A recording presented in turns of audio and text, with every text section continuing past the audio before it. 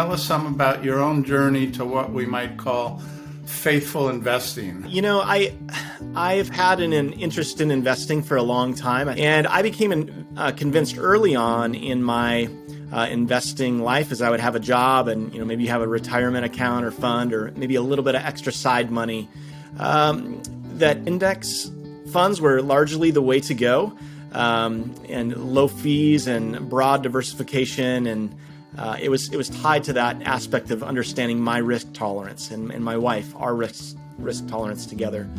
And I would say that when I first began to hear about values-based funds and investing, probably stage one for me was skepticism. I think I had seen enough in the world where there was always a Christian version of something, where people would stick sort of a Christian sticker on it and call it Christian art, Christian business, Christian music, etc. And I just thought Christian is not a very good adjective. It's a great noun, but it's not a very good descriptor of something. But there came a point when I began to run into some really thoughtful people who were thinking well about investing from a deep Christian faith, theologically informed. And that led to the second stage, which I'll just call curiosity, where I began to listen and to learn. And there were some building blocks that were really compelling to me on that journey.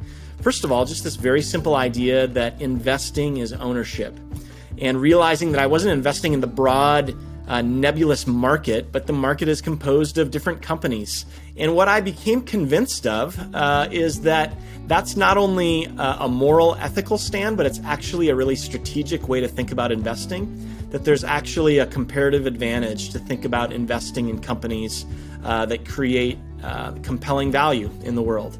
So that third stage then for me was becoming convinced, but I didn't do very much about it. I didn't have a lot of money invested, but some different investment for different retirement accounts and different areas of work that I had.